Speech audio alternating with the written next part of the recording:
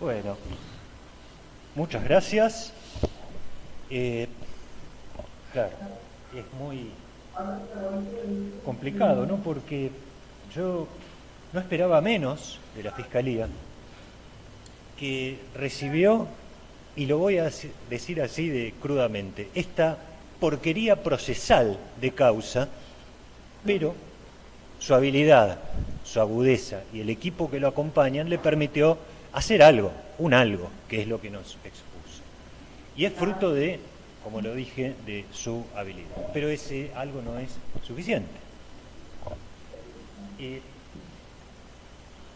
Comenzamos ya desde el comienzo, valga, ¿no?, con las indagatorias, estos problemas que se presentaron con la indagatoria, el fiscal también los advirtió, los temas de congruencia, el tema de Piotto, que hace 3 años que está presa por ser coautora, o sea, tenía dominio del hecho, a no ser nada en esta causa. Y nos vamos al principal argumento para sostener la acusación. ¿Cuál es la piedra angular de la acusación? El relato de LGG. Piedra angular que es la que permite sostener el arco de la prueba, de la demás prueba. Pero esa prueba es irregular. En definitiva, la hipótesis fiscal se basa en prueba irregular, incorporada al debate. Tanto la cámara Gesell, el video que la registra, como todo lo que es concomitante y subsecuente. Porque están impregnados de la misma nulidad, de la misma falencia, que afecta, por supuesto, el derecho de defensa en su vertiente del control de la prueba de cargo. Yo, en su momento, claro, no había un perjuicio en un momento, entonces lo que hice fue proponer la exclusión probatoria. Bueno, perdí, se incluyó y forma parte del debate. Me doy cuenta que el fiscal no utilizó la cámara Gesell en su alegato. ¿O sí? No, pero sí. Eso me obliga ahora a plantear la nulidad, directamente la nulidad. Los argumentos son los mismos de antes, ¿no? La propia letra de la ley, el artículo 250 del Código de Procedimientos. Ahora sí, perdón, ¿eh? Ahora sí. Cuestiones técnicas. Decía entonces que la propia letra de la ley, las propias resoluciones 6409 del Ministerio Público Fiscal, indican a los fiscales esta obligación, ¿no? Artículo 1, inciso A, en todos los procesos en que se reciban declaraciones testimoniales y sean apreciadas como dirimentes, se proceda a notificar al imputado y a su defensa. Bueno, eso, volvemos a la pelea de Fojas 311, ¿no? Que el fiscal de instrucción le decía al juez, mire, convóqueme. No, usted fiscal, arréglese. Al final nadie hizo nada y así llegamos ahora. Voy a ser sumamente desprolijo en este alegato porque, claro, la mutación de la plataforma fáctica y de la imputación me van a obligar a corregir lo que yo tenía previsto exponer. Aquel perjuicio hipotético del cual hablaba el fiscal al momento de mi solicitud de exclusión probatoria se confirmó segundos después al incluirse. Pretendí evitar el perjuicio que se venía y se vino nomás el perjuicio. No consentí nada, ni consiento, ni cada vez que mencione la cámara Gesell la voy a estar consintiendo. Es una prueba ilegal a la espera de ser declarada ilegal. Mientras tanto, está. Y si está, la debo atacar. Y junto con la cámara Gesell, todo lo que es concomitante y posterior. Entre ellos, la declaración de la licenciada Hoffman y el informe de 454 de la cámara Gesell. No hay causa independiente, por supuesto, con lo cual no hay prueba del hecho y la subsecuente absolución se impone. ¿No? Centrándome un poquito de vuelta en la cámara Gesell, es muy difícil que el mismo juez que la admitió y que después tiene que resolver la reposición cambie de opinión y la admita. De hecho no lo hizo, confirmó su propia resolución y ahora toca resolver sobre la nulidad. Los argumentos son los mismos. Yo me pongo en el lugar del juez. No es fácil, pero también me pongo en el lugar del imputado y me pregunto, ¿cuándo en estas tierras irredentas, alejadas de la luz de Dícer y Llerena, llegará una solución procesal para las reposiciones en los juicios unipersonales? Mientras tanto, nos queda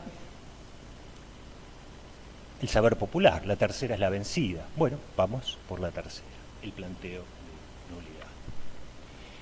Estando la Cámara Gesell incorporada, me toca valorarla. Y lo primero que tengo que hacer es preguntarme qué es, de qué se trata. Nadie lo definió mejor que la propia licenciada Hoffman. Es un relato novelado. Después nos dijo que también había lagunas. No es una testimonial. La declaración testimonial tiene sus propias reglas, requisitos legales. No sabemos a ciencia cierta quién fue la persona entrevistada. No se acreditó su identidad. No se le tomó juramento de decir verdad. No se le informaron las consecuencias de faltar a la verdad luego de haber prestado un juramento. Juramento y consecuencias. Juramento y consecuencias. Vamos a trasladarnos en nuestra máquina del tiempo al siglo VIII a.C. Vamos a ir de la mano de Homero. Vamos a ir a las costas de Troya, más precisamente a los funerales de Patroclo, las competencias que se hicieron en aquel funeral. Y en una de esas competencias, Homero nos cuenta que se suscitó una diferencia. Por un lado, Menelao afirmaba que él había ganado la competencia porque Antíloco, su oponente, había hecho trampa. ¿Cómo se resuelve? ¿No? De la misma manera que hoy. 3 milenios de cultura del juramento y la responsabilidad de incumplir el juramento. Se resolvió a través del ritual del juramento. Menelao cumplió con el ritual, puso su mano sobre la cabeza del caballo y emitió su juramento. Yo gané, Antíloco hizo trampa. Llegado el momento, Antíloco no puso su mano, no cumplió con el juramento, porque conocía las consecuencias. El 275 para nosotros, un rayo de Zeus en aquella época. Juramento y consecuencias nos acompañan culturalmente hace 3000 años. De modo que la persona entrevistada en aquella Cámara Gesell, probablemente y casi seguramente LGG, no puede ser validada en condición de testigo, ni sus dichos en condición de verdad, en calidad de verdad. Aún así ingresó al debate. Entonces, la siguiente pregunta, ¿qué credibilidad le podemos dar?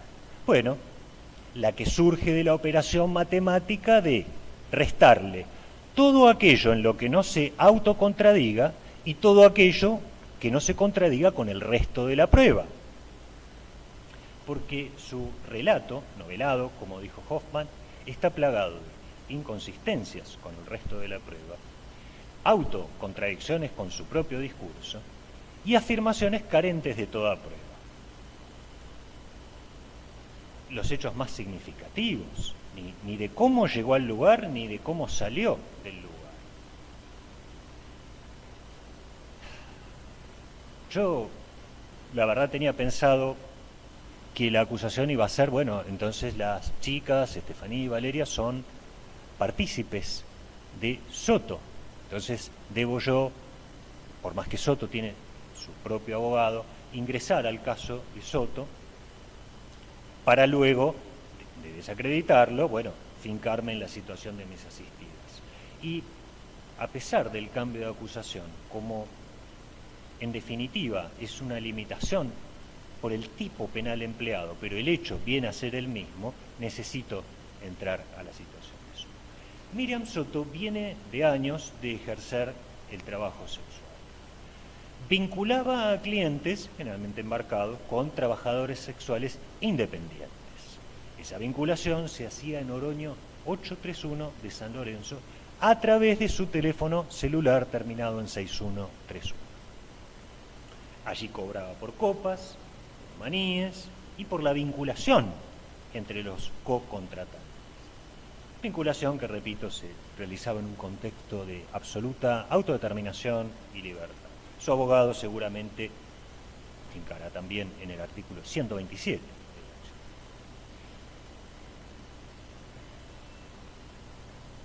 El hecho de trata de personas del que habría sido víctima LGG solo se sustenta en la Cámara Gesell. Prueba ilegal a la espera de ser anulada.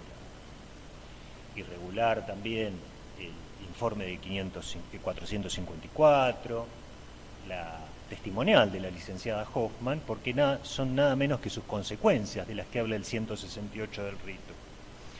Todo lo que nos pudo informar la licenciada Hoffman y que ella nos trajo es lo que le trajo el EGG en esas circunstancias irregulares.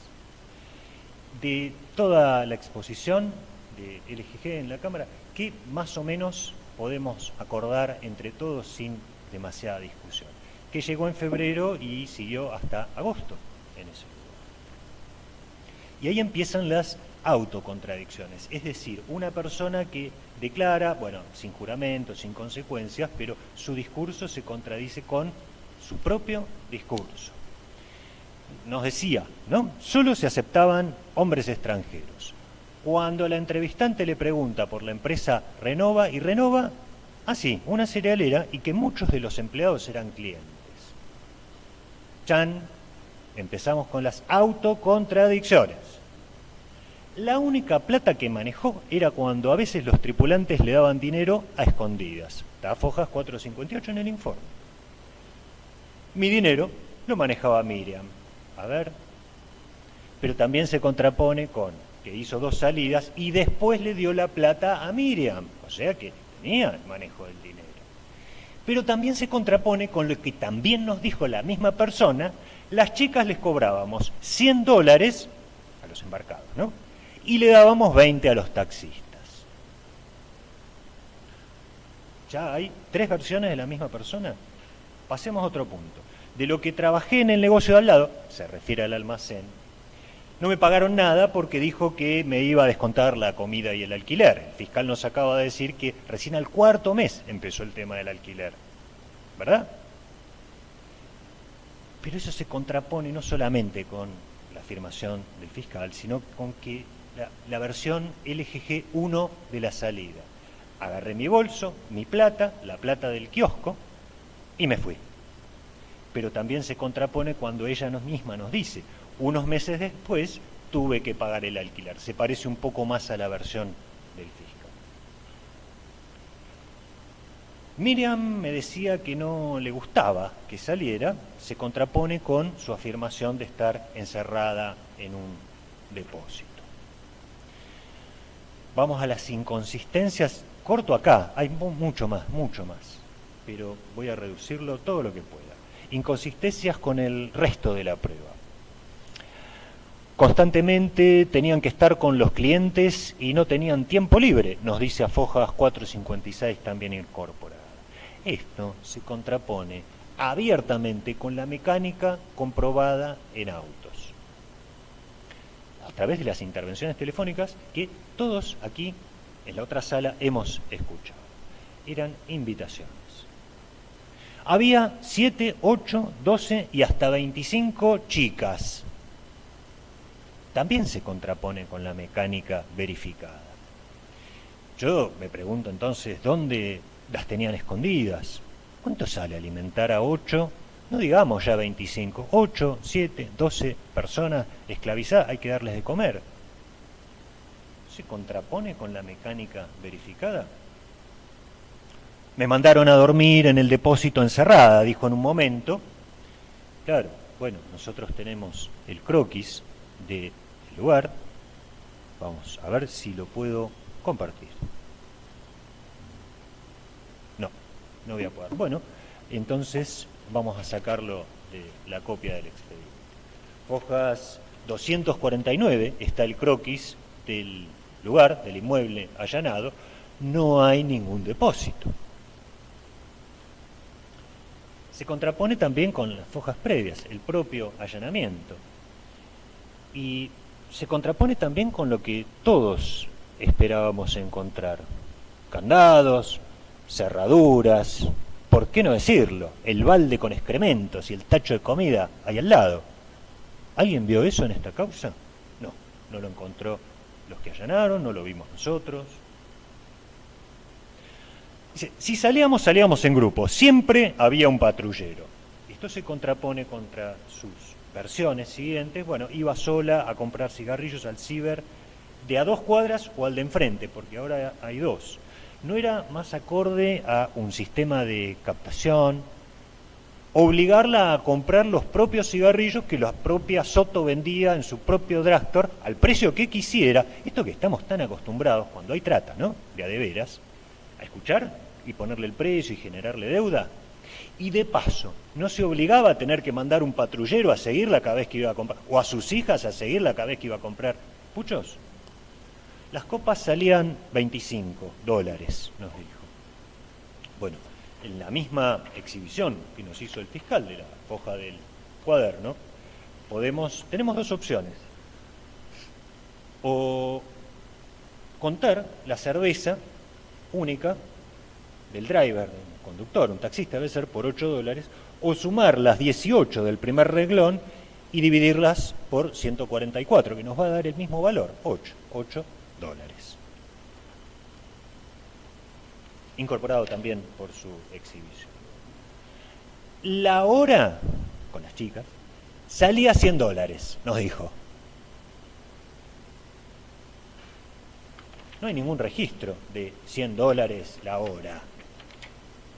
Porque Soto y las chicas no cobraban por el sexo, cobraban por la vinculación de los cocontratantes. O sea, le teníamos que pagar 20 a los taxistas. Y ahí me acuerdo de Rubén Darío Jesús Reide, su taxista amigo,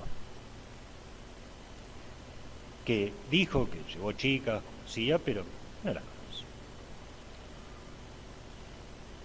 Contemos la primera vez, y esto es muy importante, cuando en aquel video que vimos se quebró el EGG.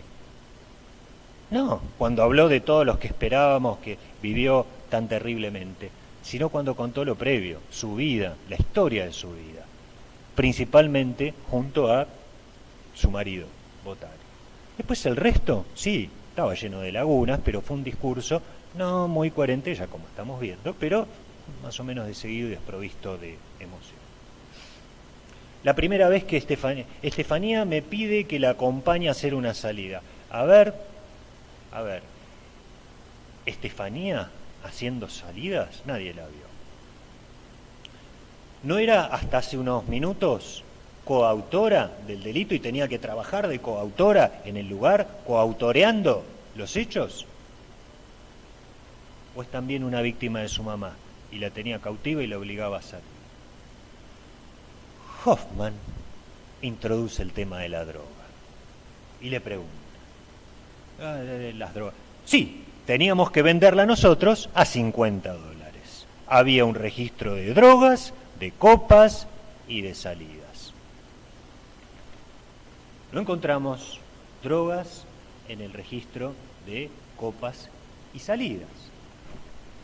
Pero, por ahí omitieron anotar la droga. Bueno, la encontramos en el lugar, no encontramos nada. No encontramos droga y no encontramos ningún elemento clásico de los que se utilizan para la venta, fraccionamiento. 0 drogas. Vamos a su versión de la salida del lugar. Un amigo de Matías Botari, ¿no? Su marido le dio el teléfono, Matías la llamó y antes del fin de semana organizaron la fuga.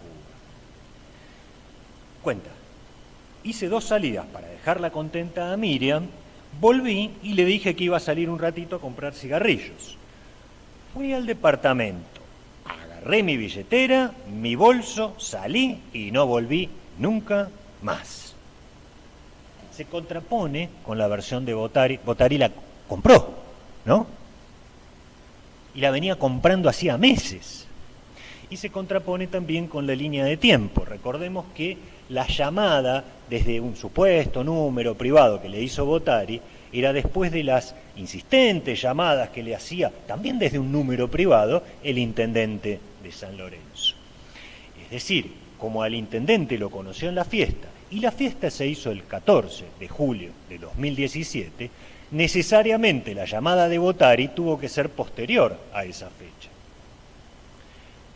Y si la salida, versión LGG, se pergeñó antes del fin de semana, porque en el fin de semana iba a haber mucho más movimiento, necesariamente debió haber sido antes del 21 de julio. Y si Botari dice la verdad, cuando al día siguiente hicimos la denuncia, entonces ¿por qué la denuncia un mes y pico después, 31 de agosto, si se escapó el 21 de julio? O la compró el 21 de julio, según qué versión tomemos. Hay un lapso que nadie puede justificar. Lamentablemente no tenemos a la supuesta víctima acá para preguntarle. No se nos permitió preguntar en la instrucción, no ha venido al debate. Termino con la versión 1 de la salida. Pidió permiso para comprar cigarrillos a 2 cuadras. ¿Y dónde había quedado en encontrarse con Botari? En el Campo de la Gloria de San Lorenzo, el lugar más famoso de San Lorenzo, que queda a 1,7 kilómetros. A ver, si la seguían para comprar cigarrillos a 2 cuadras, ¿iba a correr, como dijo, 1,7 kilómetros? Caminando son 21 o 22 minutos. ¿Lo iba a correr esa distancia?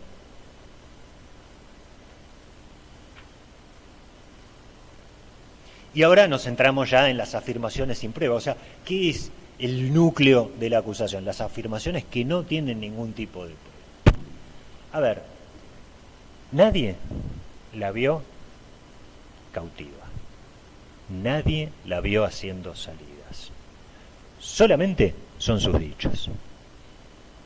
Ni siquiera su taxista amigo, Reide. O la esposa del taxista, porque decía, no, bueno, sí, la esposa del taxista también nos llevaba y nos esperaba y nos preguntaba si estábamos bien. Por acá no pasó. Y el que pasó, que es Reide, no la conocí. Tenemos a los colombianos, nos dijo el FIC. Yo no tengo a ningún colombiano acá. Y de hecho, porque claro, ¿no? Introducir esto de generarle deudas a través de los colombianos que aquí tenemos, para que, ¿se acuerdan los recibos por la compra de muebles? ¿Quién los pagaba? ¿De quién surge en las escuchas telefónicas que los pagaba? Soto ponía la plata. ¿Y a nombre de quién estaban esos recibos? De Soto, incorporados durante el debate y enviados por WhatsApp a la Fiscalía. Su llegada al lugar. Para las vacaciones de los chicos se separó ella de Botari y se fue. Le pide trabajo a Vivi para escaparse de Botari, pero resulta que Vivi es amiga de Botari. Tanto que Vivi iba a la casa de Botari, porque vivían juntos Botari y LGG. Tanto que el marido de Vivi es el compañero de trabajo de Botari. Su estancia en el lugar. Soto me puso Isabela para que no me busque mi marido. Para que esta afirmación carente de prueba tenga algún asidero, necesitamos creer que cuando Vivi la manda a San Lorenzo, no debió decirle nada a su marido, ni tampoco a Botari, marido del LGG. Y necesitamos que, para que todo esto sea creíble, ¿no? Isabela, ya va a ver, señor juez, de dónde sale Isabela. que esta casualidad no se contraponga con las anticasualidades, porque, claro, cuando hablamos de Sol, ¿quién es Sol? Sol Olmos. ¿Quién es Sil y Silvana? Silvana Ojeda. ¿Quién es Eva? Evelyn Rodríguez. ¿Y quién es Lucy? Luciana Lonkin. No. A ver, a nadie se le cambió el nombre. Sí, bueno, apodos que correspondían. La única que le cambiaron el nombre es LGG. Y bueno, cerramos ya con estas afirmaciones. Cuando me quise ir, me dijeron que era de su propiedad. Cuando salí a la vereda me agarraron un montón de chicas y me pegaron. Te ponían un cuchillo en el cuello, te agarraron de los pelos, te obligaban a salir. Bueno, a entrar, habrá querido decir. De nada de esto hay absolutamente ninguna prueba, ni constatación de lesiones, ni nada. Y corto acá con la cámara Gesell. No la estoy consintiendo, no la estoy incorporando. La introdujo a juicio el fiscal, no yo. Y la uso hasta tanto sea declarada. Paso ahora a las testimonios. Comienzo con la licenciada en psicología Griselda Hoffman, que nos habló, las preguntas del fiscal, de su acreditación. 10 años de trabajo en la oficina de rescate. Arranca y termina bien su declaración testimonial. Inicia. Siempre basándome en el relato de Lucrecia. Relato de Lucrecia, vimos en la cámara Gesell con todas sus falencias procesales y constitucionales. El novelado, como ella misma lo tituló, es la que ella nos aporta a nosotros. Recordemos, sin juramento, y aunque le hubiera tomado juramento, ¿qué dice el 249? El juramento que vale es ante el juez. Y también finaliza bien su relato. No puedo evaluar veracidad, nos dijo Hoffman. Mitad porque nada de lo que le contó el LGG le consta por sus propios sentidos, y mitad porque no hubo ni juramento ni formalidades. De modo que ese es el alcance que el relato de LGG, trasladado a Hoffman, trasladado a nosotros, nos puede llevar. Paso a analizar el testimonio de la licenciada Mercedes Goltzer, con 6 años de experiencia en el programa. También comienza bien. Comienza con los razonables, con los esperables. Ella refiere del relato de ella, lo que dice Lucrecia, pero, prontito cambia y cruza irremediablemente el umbral de la razonable y esperable empatía que podía tener con la situación. Y ya empieza a hacer afirmaciones propias, pero que las pone en boca de LGG. Emplea verbos típicos en su descripción que no se los escuchamos a LGG. Vamos al informe de Fojas 49. La señora Soto le solicitó en un comienzo, a modo de favor, que le ayuden en la atención del bar contiguo, el almacén, alcanzando las copas y la comida. ¿Perdón? ¿Por qué Goltzer dice eso cuando LGG dice, Estefanía me pide? Los tripulantes le pagaban $10 para el hotel y $10 para el taxista. Acá, bueno, tenemos de vuelta a las dos versiones del EGG, tenemos la tercera ya incluida por Goltzer. Mi plata la manejaba Miriam, las chicas le cobrábamos 100, le dábamos 20 a los taxistas. ¿Por qué Goltzer fija el valor de los pases entre 80 y $200 cuando la propia LGG en sus dos versiones fija otros valores? Por cada salida, miren qué curioso, percibía 600 pesos que le entregaba a Soto al día. A ver, primera vez que escucho pesos. Claro, sí, LGG nunca habló de pesos, ni en la versión 1 ni en la versión 2. Agrega Goltzer, nunca recibió LGG los 300 pesos por día del almacén, cuando es LGG la que nos dice, salí con el bolso y con la plata que había ganado en el kiosco. Sigue ya, ¿no? Goltzer, violencia por parte de los prostituyentes. ¿Cuándo LGG habló de violencia? Lo más parecido a violencia por parte de un prostituyente era cuando el intendente la cargoseaba por teléfono. ¿Por qué Goltzer dice que los prostituyentes le obligaban a que consuma droga? Cuando es exactamente al revés lo que nos dijo LGG. nosotros le vendíamos droga a ellos. Entonces, las afirmaciones sesgadas de Goltzer se contraponen ya con la versión de la que supuestamente es la principal protagonista. Un poquito de Marx, ¿no? ¿A quién le va a creer usted, señor juez? ¿A Goltzer o a sus propios ojos? Brevemente sobre Rubén Darío Jesús Rey, del taxista, no conoce a LGG. Sí, he llevado chicas, no recuerdo su nombre. Recordemos, porque, claro, uno podría decir, puede tener miedo de declarar o de incriminarse. Este taxista, amigo de LGG, no tiene nada que ocultar, porque era el único que no le cobraba sexo por llevarla y traerla. ¿Qué tiene para ocultar? Ni la conoce. Voy ahora a San Martino, el esposo de Soto. Brevemente, breve y no tan brevemente. Sí, a Lucrecia la conocí, vino con el marido, unos días, 30. Vino con el marido y se fueron al tercer departamento. Al marido lo vi poco, habrá estado un mes, 20 días, y la dejó sola. Entonces ahora empiezo a comprender un poco por qué la preocupación de Bottari de que su Corsa estuviera tanto en las puertas de Oroño al 800. ¿Por qué insistió tanto en que mi auto, la puerta y yo pasaba? Claro, ahora vas. Y agrega San Martino, ella se va a ver a los chicos a San Nicolás. Ella se fue a ver a los chicos a San Nicolás. No sé si volvió con los chicos. Se fue una semana y volvió. Entonces, ahora nosotros tenemos que exhibir y más o menos tratar de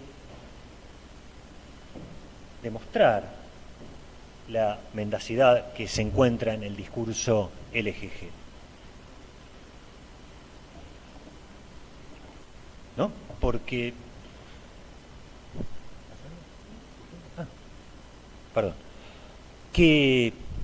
¿Cómo ubicamos esta afirmación de San Martino? Pero, a ver, si nosotros tenemos que entre febrero y dependiendo de cuál fue la fecha de salida, y si fue una salida o fue una compraventa, estaba cautiva, esclavizada sexualmente en un depósito, ¿cómo hizo para irse a ver a sus hijos?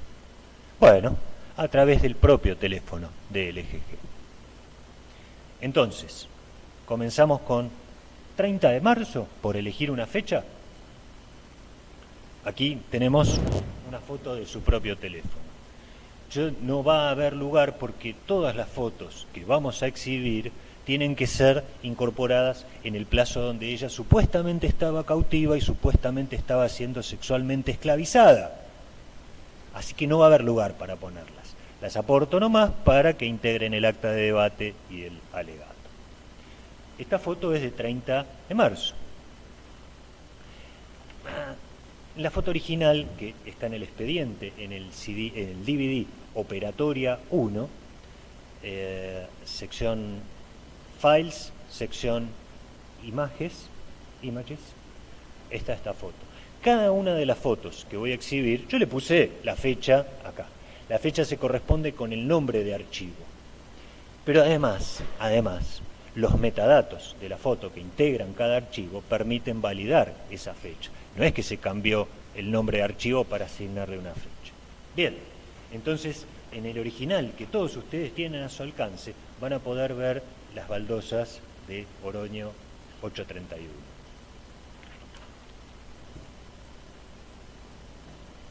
Pasamos al 10 de abril.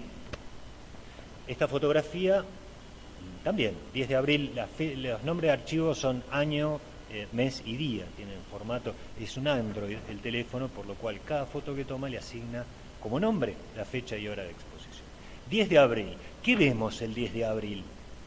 LGG arriba de un micro. Pero no es que la tenían cautiva, no es que no podía salir, está arriba de un micro. ¿A dónde iría ese micro? Investigamos un poquito más. Bueno, 10 de abril. Ese mismo día está en la terminal de micros de Rosario. Es una foto que lamentablemente no pude imprimir, pretendía exhibirla, no se puede. Pero claro, San Martino nos dijo que se fue a ver a sus hijos y que quizás volvió con sus hijos, pero él no lo sabía. ¿Con quién estaba el EGG el 17 de abril? Ustedes van a poder ver la foto completa, el niño yo no la quiero exhibir porque hay un menor de edad.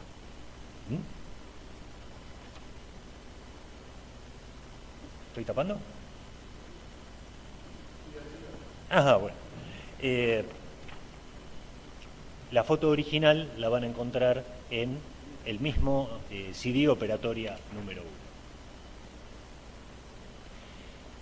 Claro, bueno, está bien, una foto con su hijo. Entonces, recordemos lo que nos dijo Bottari. Cuando ella me deja, para Navidad, para las fiestas, no Navidad, para las fiestas, yo me quedo con mis hijos. O sea, desde que Lucrecia se va hasta que él la compra, él se quedó con los hijos. Entonces, ¿dónde estaba Lucrecia el día 17 de abril con sus hijos? Ella tiene puesto a esa misma fecha unos anteojos que en este momento los tiene sus hijos, su hijo. ¿Este es el inmueble que está fotografiado en los allanamientos? ¿O no será donde estaban los chicos, la casa de Bottari?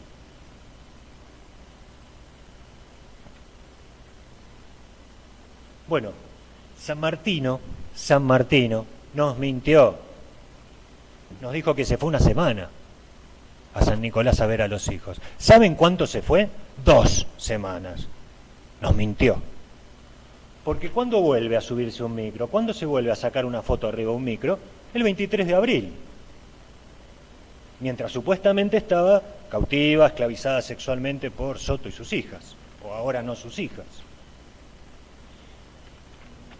Se escapó de vuelta el 1 de mayo. La vemos de vuelta arriba de un micro. No sé a dónde habrá ido.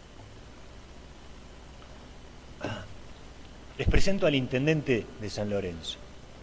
Foto de Google, no está en el expediente, no hace falta incorporarla, pedir la incorporación por lectura, cualquiera lo puede buscar. Y les vuelvo a presentar al intendente, el día 24 de mayo de 2017. Esta foto es de Google, esta es del teléfono de Lucrecia. Pero claro, Lucrecia, el EGG, nos dijo que lo conoció en la fiesta. ¿Y la fiesta cuándo fue? El 14 de julio del 2017. Entonces, ¿con quién estaba el 24 de mayo? Meses antes de haberlo conocido.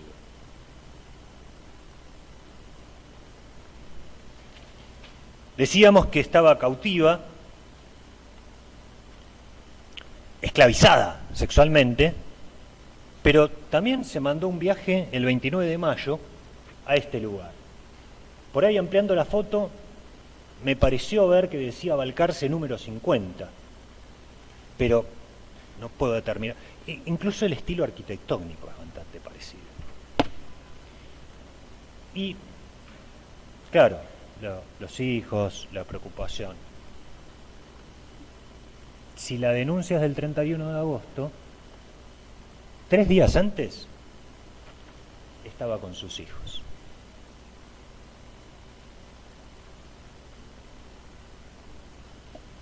Hay un video que explica un montón de cosas. Hay menores en el video, así que solamente, y está a disposición de la Fiscalía, solamente, si me lo permite el juez, me voy a acercar para exhibírselo y que lo escuche principalmente.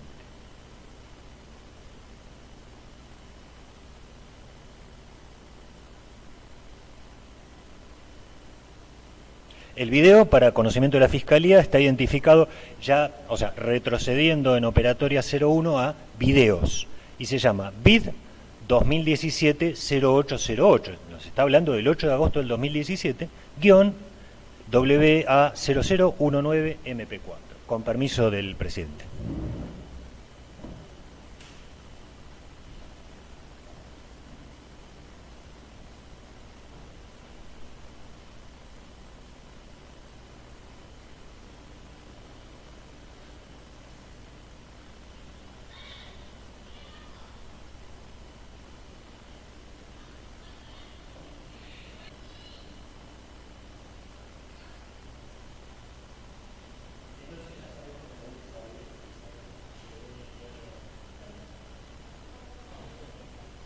puede informar para el acta de la fecha del video que se le exhibió? Esto es VID 2017-0808.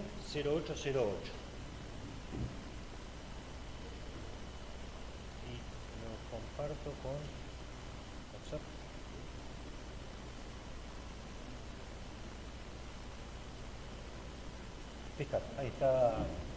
Ahí está saliendo el video. Bien, entonces ya sabemos o intuimos de dónde viene el nombre Isabela. El testimonio de Matías Botari, marido de LGG, aquel que tenía miedo de las acusadas y que las hizo desalojar de la sala, aquel que psicopateó toda la audiencia, que no contestó lo que le preguntaron y declaró lo que quiso, y que de Yapa se le llevó un lote de gendarmes para que lo cuiden. El Julio César del siglo XXI.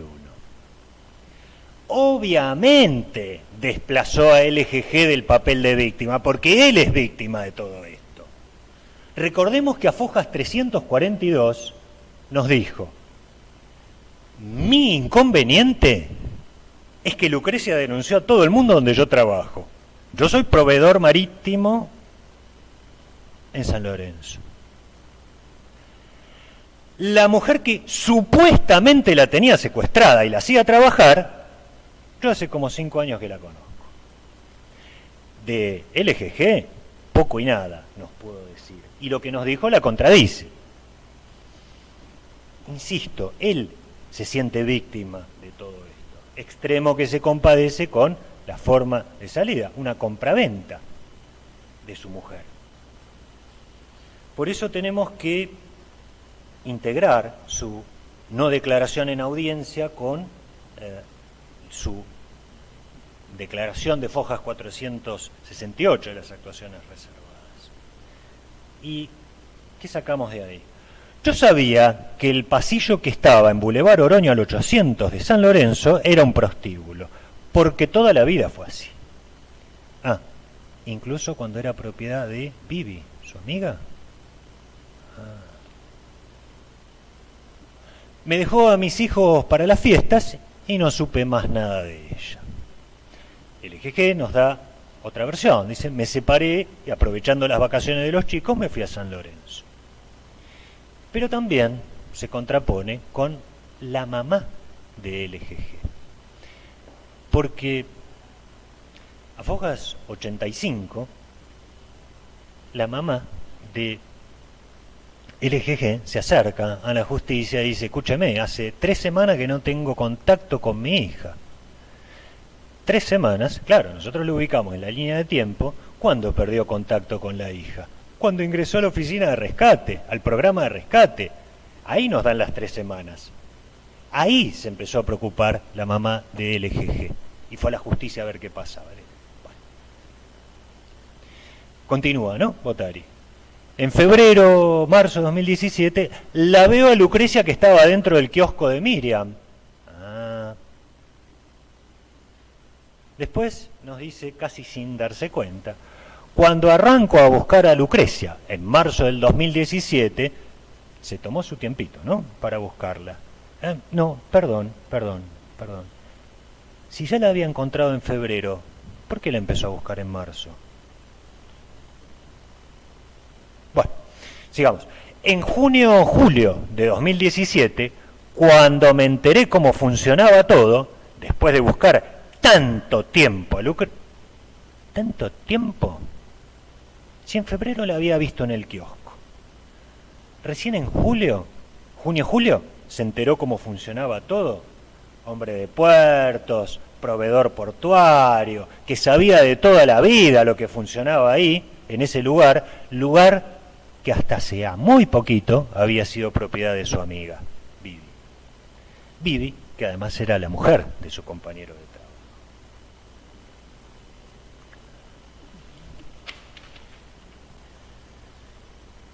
Me llamó Miriam por Nextel, como si nada, porque yo a Miriam la conozco. Fojas 474. A ver, everybody. ¿Por qué no empezamos por acá? Porque si empezamos por acá, es insostenible la compatibilidad de las dos versiones. Y es insostenible una sola de ellas, de todas las versiones que nos trajo la acusación.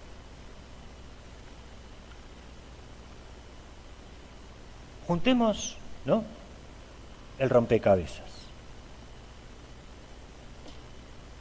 Pasaporte en mano, por favor, porque vamos a volver a Grecia, vamos a ir al mar Egeo nuevamente, esta vez de la mano de Sófocles.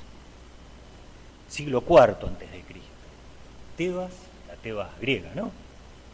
Edipo, ya rey, se había comprometido frente a su pueblo a encontrar y castigar al asesino de Layo. El pobrecito todavía no sabía que era su papá. ¿Cómo se integra esa investigación? Con mitades de prueba, partes de prueba. Una mitad se había dado ya el oráculo y la otra mitad era la que aportaba Tiresias, el adivino. Recién ahí se conformó la prueba. Entonces, eso es lo que pretendemos acá. No una atomización parcial de parciales versiones que llegan a través de las diferentes posturas de la acusación. Nosotros vamos por una sola que es la verdad, y es demostrar esta gran mentira. Claro, nosotros ya estamos empezando a armar. Sófocles, por supuesto, lo contó mucho mejor. Estamos empezando a armar el rompecabezas de la prueba. Y bueno, ya se dieron cuenta, ninguno de estos viajes los invité yo, son todos cortesía de Foucault. Armamos ese rompecabezas y ¿qué tenemos? Vamos a tomar lo que nos dijo y lo que nos dio a entender Bottari, pero le vamos a poner nombre y apellido, o le vamos a poner apodo cuando él nos dice nombre y apellido. Una persona que me ha ayudado, Claudio el Bolita Beltrán, también de dominio público, es una imagen de LinkedIn, se puede encontrar en internet. Policía, San Lorenzo, aquí está, hay un menor. Esta es la foto de Claudio el Boli Beltrán. Policía, el compañero, me dijo que Lucrecia estaba dentro del kiosco de Soto, porque su mujer, Viviana Obregón, Vivi, para los amigos, es hijastra de Soto, Mamu. Y me dijo que la estaban haciendo laburar y que no podía salir de ese lugar. No me alcanza el lugar en la línea de tiempo para poner la cantidad de veces que LGG salió del lugar. Claro, Claudio Beltrán probablemente sea el mismo que Beltrán Claudio sobre infracción ley 26842 FRO 58600/214, informado en este expediente a foja 169. Demasiada casualidad. Sigamos con las casualidades. Entonces, su amiga Vivi, que le captó a su mujer y la envió a San Lorenzo, a su común amiga Miriam, al lugar que antes había sido de su propiedad y que siempre había sido un prostíbulo, se la mandó a Miriam, que se la explotó primero laboral y después sexualmente. Para febrero de 2017, Bottari la vio en el kiosco, pero él no sabía qué pasaba ahí. Bueno, siempre fue un prostíbulo, pero para ese momento se olvidó. Al mes siguiente la empieza a buscar, marzo, la empieza a buscar, bueno, ya sabía dónde estaba, pero también asumamos que se olvidó y empezó de cero. Y recién entonces, como decíamos, en junio, julio del 2017 se enteró cómo funcionaba todo. ¿Cómo se enteró? Hay dos versiones de Bottari. Porque pasaba todos los días a las 20 horas con su Corsa. ¿Por qué quiere justificar que el auto estacionaba ahí? O porque se lo contó su compañero, el marido de Vivi. Y las dos versiones son mendaces. Para que alguna de estas versiones pueda ser sólida, necesitamos una catarata de casualidades. Y a mí las casualidades en los expedientes me producen vértigo. Así que los invito a que enderecen sus respaldos, abrochen sus cinturones, porque lo que se viene es vertiginoso. Bibi debió asumir que su amigo Bottari, marido de LGG, no se iba a dar cuenta que se le había captado y despachado a San Lorenzo. Pero Bottari trabaja en los barcos, en los puertos, compañero de trabajo del marido de Bibi, Claudio Herbolita Beltrán, y también debemos asumir que Beltrán debió mantener el secreto. Pero, nuevamente pero, Bottari se pisó, porque si bien lo alejó como una persona del ambiente marítimo, o fluvial en todo caso, fue el que se lo contó. Una persona del rubro marítimo, por una persona del rubro marítimo me entero que trabajaba con tripulantes. Sigue. A su vez, Soto, madrastra de Bibi y amiga de años de Bottari, debía tenerla cautiva y esclavizarla sexualmente en un ambiente portuario sin que Bottari se enterara que trabajaba en los puertos. Cuando además ya sabemos que ambos tenían sus teléfonos Nextel mutuamente, Bottari y Soto. ¿Y nosotros tenemos que creerle a Bottari? ¿Y nosotros tenemos que mandarle a que lo custodien de mis asistidas? Poco más y termino, ¿no? Cuando en el drugstore no había trabajo, miren, le alquilaba a las chicas a los otros prostitutos. ¿De dónde sacó esto? No sé, escucha, no sé, creación propia. Y, bueno, claro, lo que faltaba, ¿no? Para agregar un inciso más, las chicas eran pibitas 16, 17 años, no encontramos nada, ni en las escochas, ni en los allanamientos. Historia aparte, la versión rescate de Bottari, ¿no? Le pregunto a Miriam cuánto me cobran por recuperarla y me dice, venís con 80.000. Pasaron 3 o 4 meses. Pasaron 3 o 4 meses y voy con Pablo, su amigo físico-culturista, y le doy 25.000, me imagino, y los papeles del auto. Al día siguiente hacemos la denuncia. Por eso entonces tenemos diferencia de mes y pico entre las dos versiones. ¿Tenemos que creerle a Bottari que Soto compra y vende gente cuando sus negocios son un drugstore, todo bien, venta de copa, no sé si tan bien, y maní, y una comisión por vincular oferta y demanda, cuando esa vinculación está basada en el absoluto libre albedrío de los contratantes? Libre albedrío de quienes priorizan sus ocupaciones familiares, personales, peluqueriles, buscar una niñera por sobre la oferta de trabajo. Libre albedrío de quienes consultan sobre la nacionalidad de los tripulantes para ver si les interesa o no les interesa esa oferta de trabajo. Libre albedrío de quienes no son ni sancionadas, ni siquiera reprendidas por no aceptar esa propuesta, o a veces propuestas que ellas hacían. Libre albedrío de que quienes tienen a Soto como su amiga y contacto en Facebook. Pero, claro, para comprender ese libre albedrío es necesario desterrar la visión machista y patriarcal sobre el trabajo sexual femenino. Visión machista, patriarcal, lo voy a repetir hasta el cansancio, que se impone sobre la voluntad de la mujer, de toda mujer, tal como Bottari se impuso sobre LGG. Entonces, claro, ya creo que nadie va a discutir que Bottari manipulaba a LGG. Entonces, si Bottari es la víctima, porque él así lo siente, ¿no habrá él entonces manipulado a LGG para que haga esta denuncia? Y de ahí todas las inconsistencias en el propio relato de LGG y en la propia versión que nos da Bottari. ¿Qué nos queda? ¿Qué nos queda? ¿Qué nos queda? Que la versión irregularmente adquirida a través de la cámara Gesell no se ajusta a la verdad.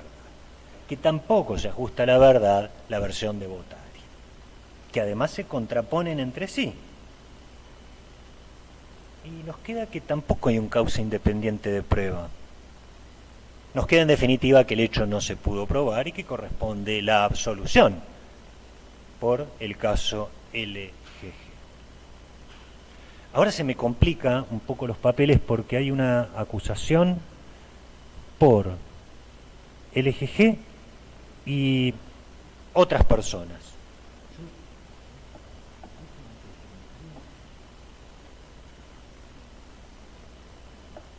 Si no, va a ser la segunda vez que pierdo un café.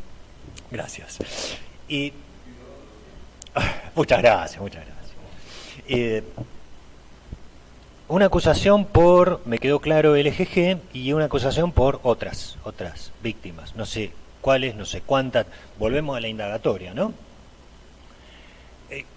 Vamos a darle un nombre a esto. ¿Qué nos queda? Nos queda la verdad remanente. Las otras víctimas, las víctimas invisibles. Las víctimas cosificadas por el expediente.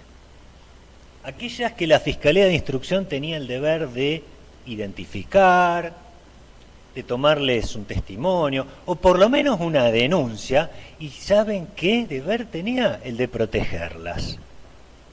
Es decir, hoy las no víctimas. Llegaron a través de Facebook, Foja 169, apodos. Y bueno, esto que nos queda, esta verdad remanente, es la que usted, señor juez, pudo ver en el video y escuchar a través de los audios.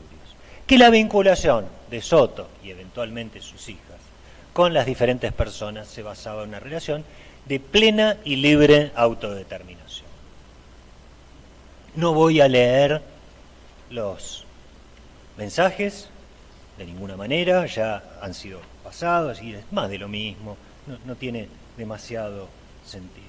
Sí, rescatar, una vez más, que elegían entre sus prioridades familiares, laborales y hasta peluqueriles, insisto, entre aquella oferta.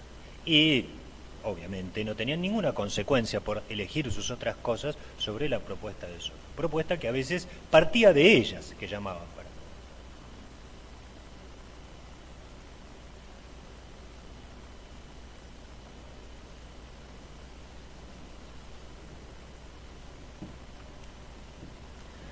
Miriam Soto obtenía rédito económico del trabajo ajeno, como cualquier empleador, como cualquier empresario. No más que acá, como hay sexo en el medio, tiene que haber pena, ¿no? La tipicidad, la del 127, no se aplican los agravantes porque no hubo ninguno, ya lo explicó muy bien el fiscal, pero yo quiero hacer un paréntesis sobre la vulnerabilidad. ¿Por qué? No porque sea un agravante, sino porque lo utiliza como circunstancia agravante al momento de hablarnos de 40 y 41. Y, a ver, no sabemos ni siquiera quiénes son las chicas, no se constató la identidad, no tenemos el DNI, nada. ¿Cómo vamos a saber si son vulnerables? Ah, por nuestra visión. Si trabajan de esto, entonces son vulnerables. Ah, entonces, bueno, busquemos algo más. Bueno, la prueba testimonial. Entonces, claro, es la última que me quedaba, que es la prueba testimonial del SU. Gracias. La sargento Karina Lesiu. Su acreditación, trabaja en la UESPROJUD Trata, tiene realizados muchos cursos sobre trata, trabaja desde el año 2002 en el área de trata.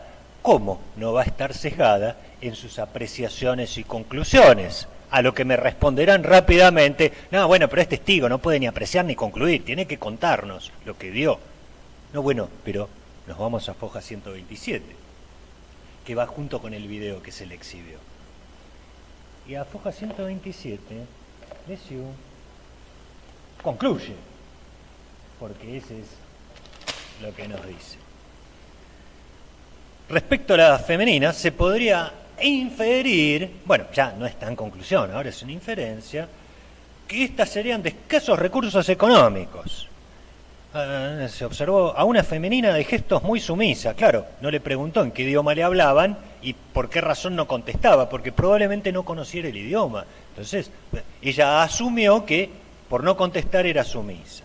Que las femeninas, escuchen esto, se encontraban apartadas frente al domicilio, sobre la vereda, bajo la lluvia, algunas de ellas descubiertas y con poco abrigo. Esta es la conclusión del SU. Repito, ¿a quién le va a creer, señor juez? ¿A las conclusiones del SU o a lo que usted mismo ha visto en el video? Porque todos vimos que no estaban desabrigadas, no las dejaron tiradas en la vereda bajo la lluvia. Apenas se largó a llover, entraron a la casa. Y para entrar a la casa no tuvieron que pedir permiso, no tuvieron que tocar el timbre, no tuvieron ni siquiera que usar la llave. Bajaron el picaporte y entraron. Agrega después el SU, ya foja 172. Se puede presumir que las femeninas poseen hijos menores de edad,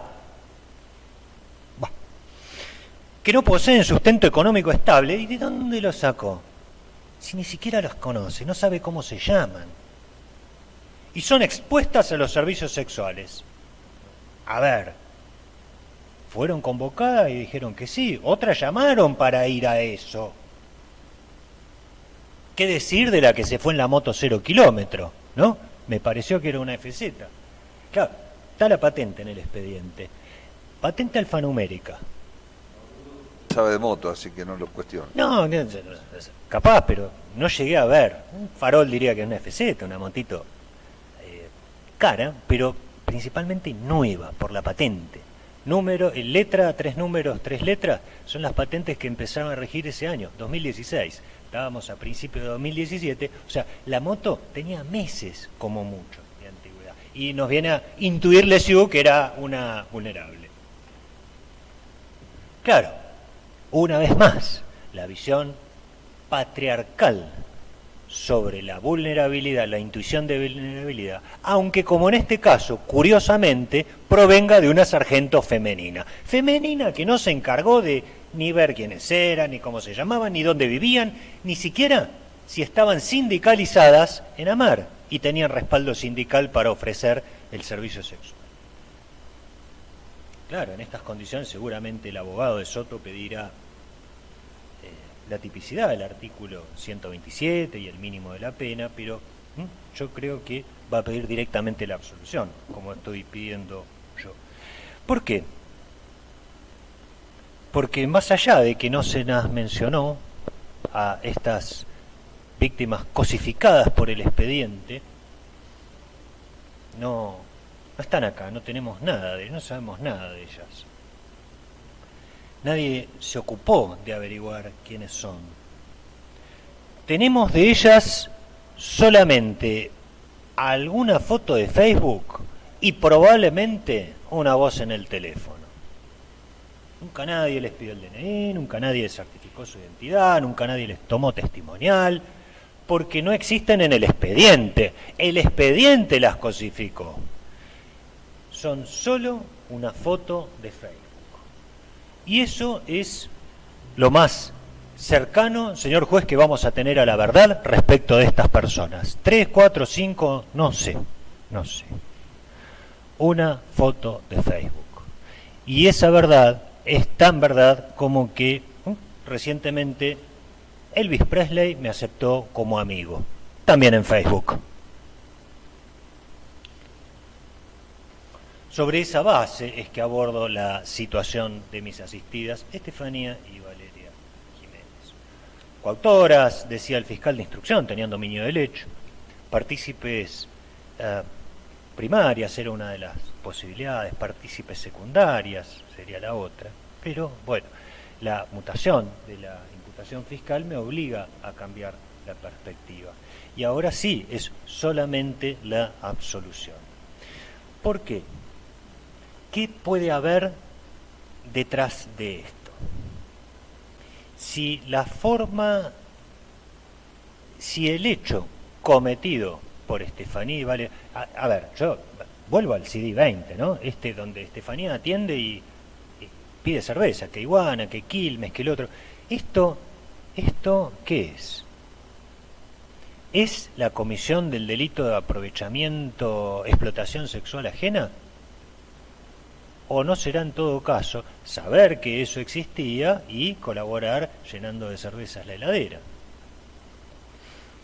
La verdad no entiendo cómo se puede formular una imputación por un delito que requiere una tipicidad diferente, una prueba autónoma, y a pesar de eso acusar y pedir 5 años, 10, casi el tope de la escala penal. ¿Cuántas fueron las intervenciones de Valeria y de Estefanía? ¿Qué grado de accesión tenían al hecho principal? Claro, no nos lo presenta la Fiscalía como una participación, porque no puede hacerlo por una cuestión de congruencia. Se desquita en 40-41, está bien, son las reglas del juego, yo no me voy a quejar.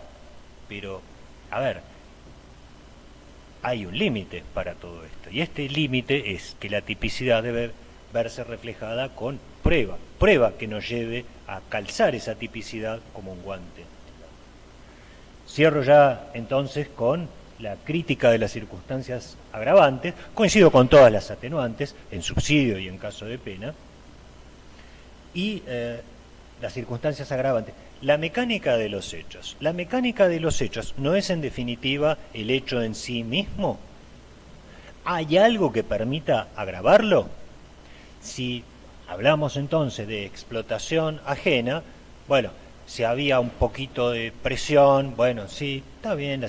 Acá había invitación o llamado de autoinvitación. La cantidad de mujeres contactadas. A ver, no sabemos cuántas son las víctimas, porque ahora resulta que hay víctimas que no sabemos quiénes son, tampoco nos lo dijo la acusación. Y el último agravante, las obligaban a consumir. ¿Qué las obligaban a consumir? A ver, el negocio es vender copas. Entonces, si yo obligo a una persona a consumir, no se la puedo cobrar donde está mi negocio. ¿Y eso es un agravante? De ninguna manera. Agradezco, por supuesto, la deferencia con que me han escuchado y efectúo las reservas recursivas. Muchas gracias.